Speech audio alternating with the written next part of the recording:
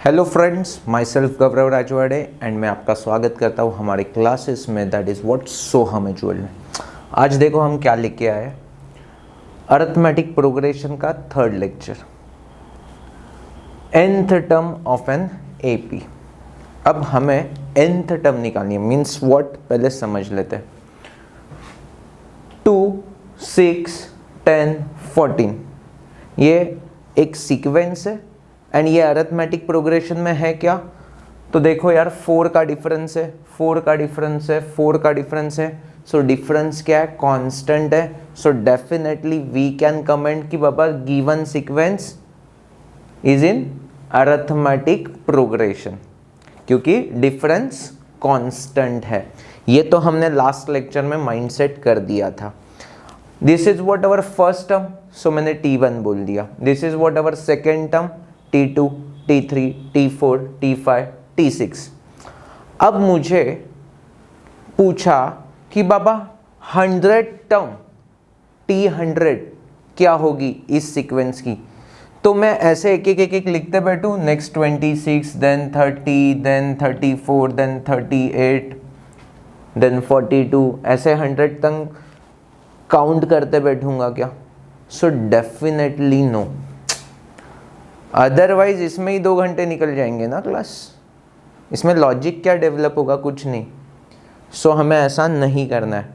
तो generalise nth term का हमें फॉर्मूला निकालना होगा, nth term of an A. So हमारा टारगेट है nth टर्म का फॉर्मूला डिराइव करना। Is that clear to you? So अभी देखो क्लास, हमने लास्ट लेक्चर में ये देखा था कि फर्स्ट टर्म a होगी। फर्स्ट टर्म क्या? स्मॉल a से हम रिप्रेजेंट करेंगे। Then second term a plus d, जो कॉमन डिफरेंस होगा वो ऐड हो जाएगा, तो a plus d. Then third term a plus 2d, a plus 3d, a plus 4d, ऐसे टर्म्स आगे आगे बढ़ रहे हैं। सो उसमें कुछ कॉमन पैटर्न है क्या, हम देखते हैं। ये फर्स्ट टर्म है ना, so first term is what, देखो हाँ क्लास में क्या लिख रहा हूं, इसी a को मैं ऐसे लिख रहा हूं, a प्लस ये फर्स्ट का मैंने 1 लिख दिया, उसमें से 1 माइनस कर दिया टाइम्स d। सो मैं इसे a लिख सकता हूं, येस और no, because 1 minus 1 is what, 0, 0 into anything is 0, so a plus 0 is a only. अब सेकेंड टर्म देखो हाँ, T2 को मैं लिखता हूँ, T2 क्या है हमारा, a प्लस डी है। क्या है? a plus D.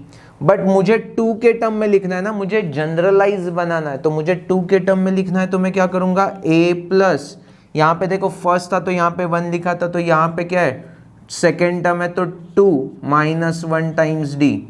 तो देखो 2 माइनस 1 1 होता है, 1 इंटू डी इज डी, सो ये a प्लस डी मिल गया। थर्ड टर्म को देखो यार class, T3 is what, a plus 2d है, बट मुझे T3 के टर्म्स में लिखना है इस फॉर्मूला को, तो मैं कैसे लिखूंगा, a प्लस, देखो यहाँ पे 1 था तो 1 माइनस 1, यहाँ पे सेकेंड था तो 2 माइनस 1, तो यहाँ पे थर्ड टर्म होगा तो मैं क्या लिखूंगा, 3 माइनस 1। तो इस 2 को मैंने कैसे रिप्रेजेंट किया, 3 माइनस 1 टाइम्स डी। तो देखो ना क्लास, फिर से वही आंसर आ गया, a प्लस 2d। क्लैरिटी? तो मुझे समझ में आ गया, थर्ड टर्म होगा तो a plus 3 minus 1 times D. Fourth term क्या होगा, चलो करके देखते हैं, a plus 4 minus 1 times D. Fourth term है तो 4 माइनस 1 टाइम्स डी, तो इसका आंसर क्या आ जाएगा, a प्लस 3d। चेक करेंगे fourth term a plus 3d, हाँ a प्लस 3d है। तो in this fashion nth term का फॉर्मूला क्या आ जाएगा, a प्लस, यहाँ पे 4 था तो 4 माइनस 1, यहाँ पे n है तो n minus 1 times d। So this is what our generalise formula for n term, जो हमें फाइंड करना था इस लेक्चर में से। Is that clear to you? So हमें क्या पूछा यहाँ पे, 100 टर्म, मतलब n की वैल्यू क्या है, 100। सो फॉर्मूला क्या आ जाएगा, a plus 100 minus 1 times d, that is what, a plus 99.99 into d. So this is what, T100 का formula. Are you getting me? हमें a पता है 2, हमें d पता है 4, सो 99 इंटू 4, सो कितना आ जाएगा क्लास, 9 4 जा 36, 9 4 जा 36 means 39 plus 2, so answer is T100 क्या हो जाएगा 398। देखो हम कैलकुलेट करते बैठेंगे एक एक एक एक एक एक तो 100 टर्म कैलकुलेट करना बहुत टाइम कंज्यूमिंग होता था, बट ये जनरलाइज फॉर्मूला हमें पता चल गया तो कितना सिंपल हो चुका है, एब्सोल्युटली क्लियर है, यस और नो। ओके, सो ये बेसिक कॉन्सेप्ट है आज के लेक्चर का, nth टर्म का कैसे फॉर्मूला हमने जनरलाइज कर दिया। Tn is equal to first term that is what a plus n-1 times common difference that is what d। Fit हो गया है आपके दिमाग में, यस और नो? एक बार आप चेक करके देख लो क्लास, वीडियो को पॉज करो एंड सब कुछ समझ में आ गया है ना, कंफर्म कर दो। ओके नो, अब हमें ये तो समझ में आ गया, अब हमें डील करना है क्लास कि ये जो सीक्वेंस दिया हुआ है that is what arithmetic progression दिया हुआ है, तो उसमें मुझे क्वेश्चन पूछा है कि 102 इज इन दिस AP 102, ये नंबर AP के सीक्वेंस में आएगा या नहीं आएगा, तो वो हम कैसे चेक करेंगे। देखो क्लास, थोड़ा सा ध्यान दो प्लीज क्लास। 102 एक रैंडमली नंबर पूछा है एंड वो इस सीक्वेंस का पार्ट होगा या नहीं होगा हमें पूछा है।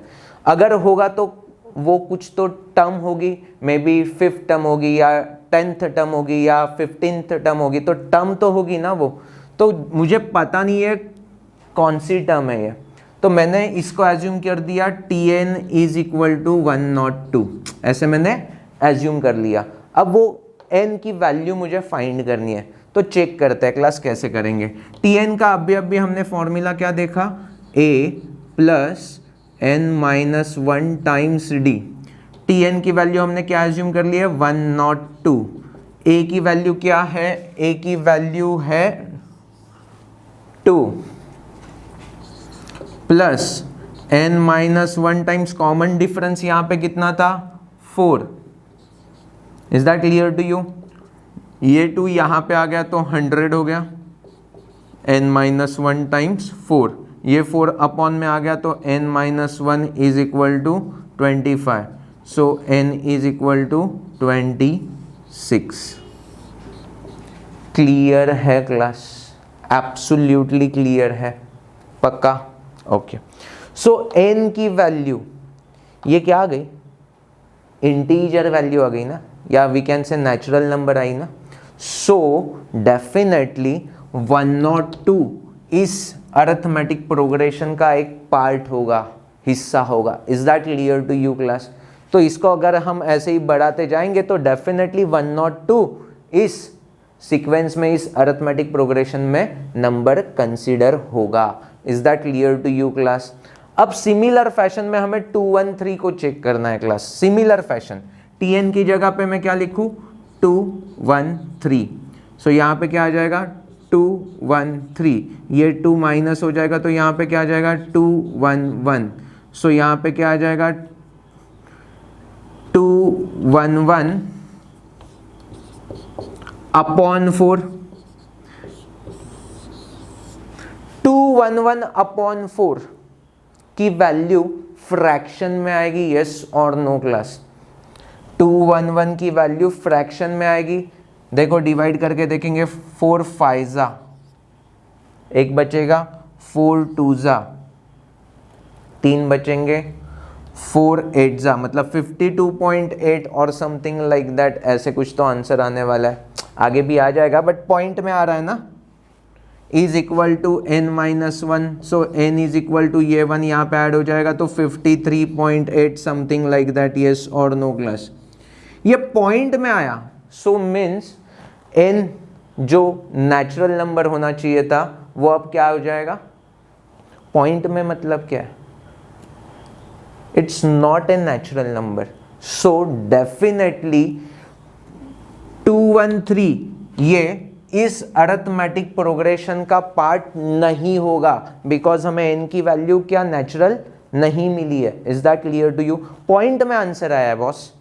सो this is not a part of given arithmetic progression.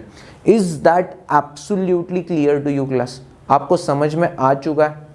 अब यहां पे वैरायटी ऑफ क्वेश्चंस कैसे पूछेंगे, देखो हमें फर्स्ट टर्म दिया है, ओके, कॉमन डिफरेंस दिया है, फर्स्ट टर्म दिया है, कॉमन डिफरेंस दिया है, and they are asking find T25, okay no, और हमें T12 इज इक्वल टू कुछ तो दे दिया है, एक वैल्यू दे दिया है, answer 1। T25 is equal to कुछ तो वैल्यू दे दिया है, दैट इज व्हाट आंसर 2। सो दो डेटा गिवन है, ओके नो। गिवन डेटा क्या है? T12, 12th टर्म हमें पता है, 25th पता है, और हमें फाइंड क्या करना है? A and D। दो अननोन है तो दो इक्वेशन लगेंगे, तो इन इक्वेशन को लिख के हमें दो इक्वेशन मिल जाएंगे and we can easily find A and D का वैल्यू।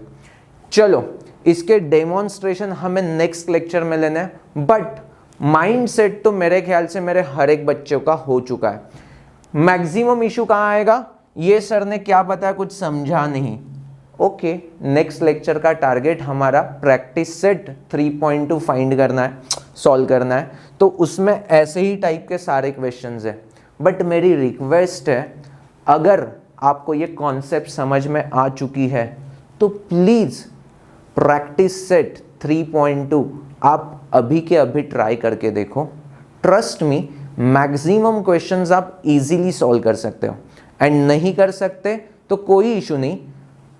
नेक्स्ट लेक्चर में हम 3.2 के सारे क्वेश्चंस डिस्कस करने वाले हैं। Is that clear to you?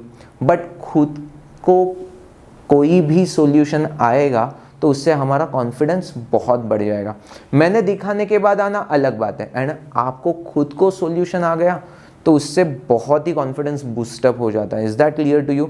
So we are looking for that confidence. So thank you for watching this video. Bye bye.